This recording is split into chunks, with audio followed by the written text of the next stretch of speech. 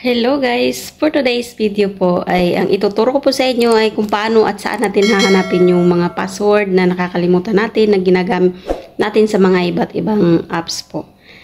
Kaya tara, samahan niyo po ako at ating alamin kung saan po natin makikita yung mga password natin po na mga nakakalimutan natin na nagagamit natin sa mga iba't ibang mga apps.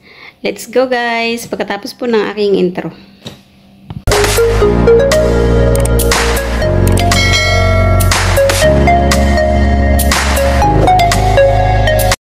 Let's go guys. Tara, samahan niyo po ako. Puntahan po natin yung settings natin. Pindutin natin yung settings icon. Hanapin po natin yung Google. Pindutin po natin yung Google. Pindutin po natin yung autofill. Autofill with Google. Pindutin po natin ulit yung Google Password Manager. Dito po natin makikita lahat yung mga password natin na yung mga apps natin na ginagamitan po natin ng password na nakakalimutan po natin.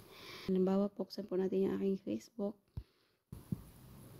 Yan, lumalabas po dyan lahat yung mga password, yung mga luma nyo pong password na ginagamit nyo po sa inyong mga account, sa inyong mga Gmail na nakalimutan nyo po. Dito nyo po makikita yun lahat-lahat.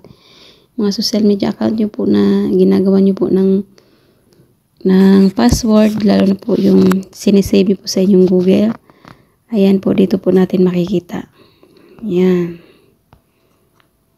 Kung gusto nyo pong buksan yung password nyo para makita kung ano po yung password nyo, pindutin nyo lang po yung parang eye icon. Yan po.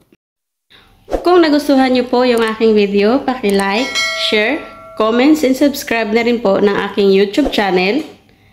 At paki-hit na rin po ng notification bell para ma-notify ko po kayo sa susunod ko pong upload.